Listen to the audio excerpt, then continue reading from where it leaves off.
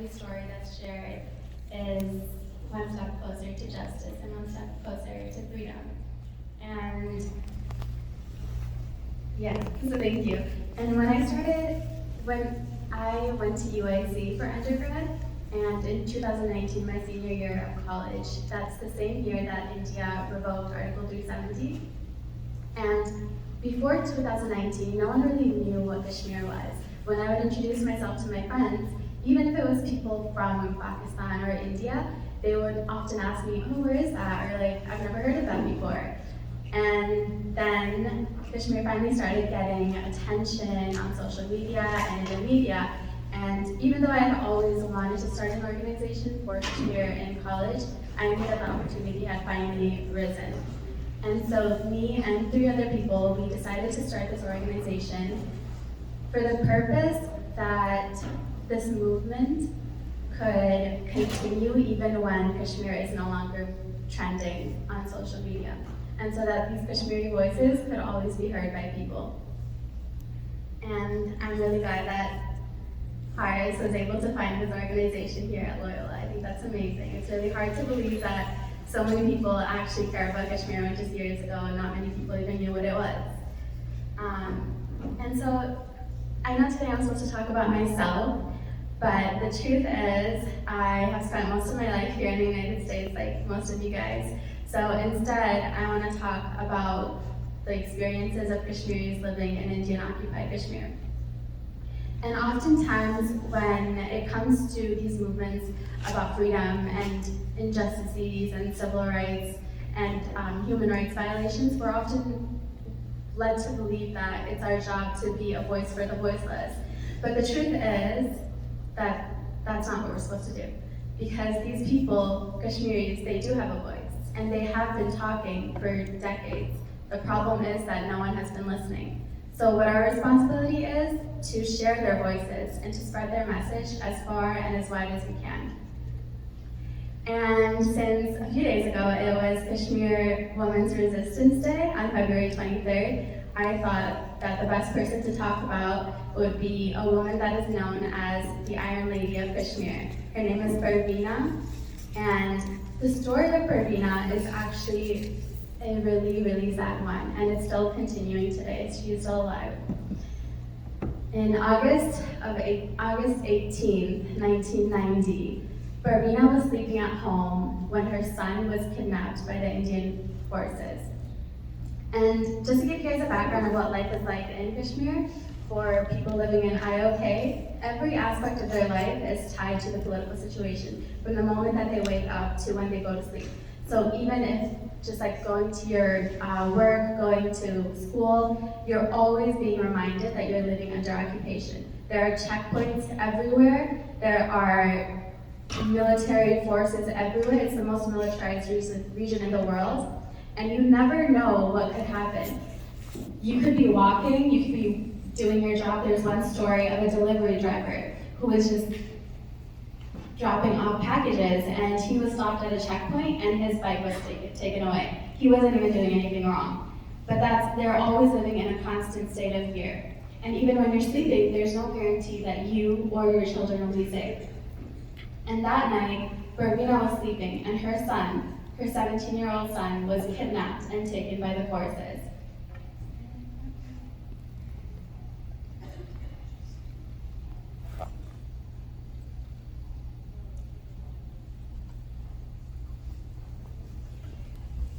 And the story of her son is one of 8,000, actually even more than 8,000 people, victims who have gone missing in Kashmir.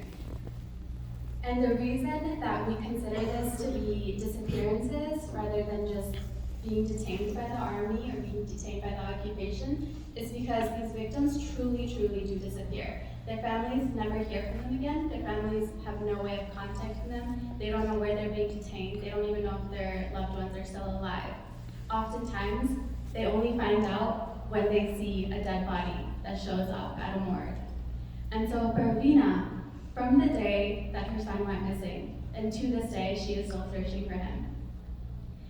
And after the day that that her son went missing, she began to travel from city to city, from hospital to hospital, from police station to police station, even to morgues. Can you imagine like searching for your child in a morgue? That's absolutely terrifying. And no matter where she went, she appealed to government forces, she appealed to the superintendent of the police, but no one could tell her where her son was.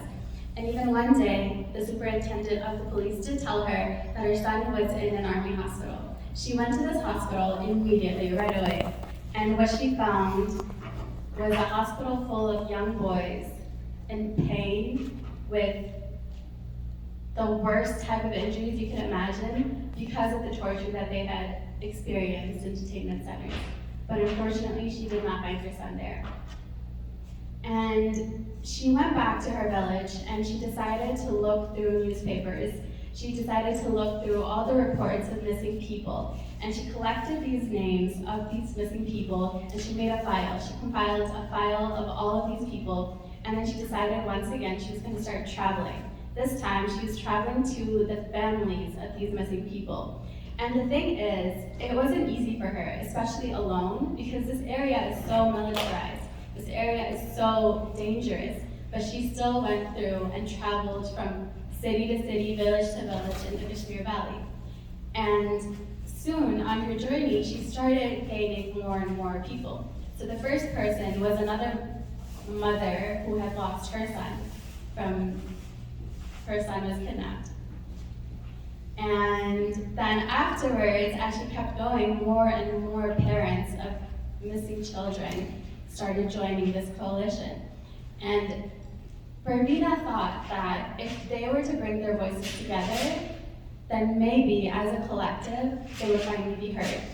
And so for years, this collective, they would demonstrate for days, they would go on hunger strikes, they would have so many rallies, they would keep going for years and years and years until finally they got the attention of lawyers, of activists, of journalists. And what started as one woman just trying to find her son turned into a network of hundreds of people. And now she is leading the Association of Parents of Disappeared Persons, APDP, which has hundreds of people, and it even has the support of international organizations like Amnesty International and Human Rights Watch. And actually in 2005, she was nominated for a Nobel Peace Prize. Unfortunately, she still has not been able to find her son. And although this seems like her efforts were for nothing, the truth is, or the fact is that she created a movement and she made it possible for other people to also start speaking and for other families to have some hope that they might be able to find their children, and that for Kashmiris in general, that they can be heard and that their story will be listened to by the world. And so that's why I think it's really important that everyone here, that you guys really continue talking about Kashmir, because these movements, the only way that they grow is when you keep talking about them, especially when no one else is, until people start listening. And I mean, you can look at my dad. He's been doing this for decades, and he could be discouraged by the fact that the occupation is still continuing, but he's not. He continues every single day to fight for this cause because he knows that there is always another person that's being added to this movement, and that the next generation will continue until there's finally peace and freedom. And that's why I think what you guys are doing is really amazing, and I'm really proud of everyone, and I can't wait to see where AJK will go.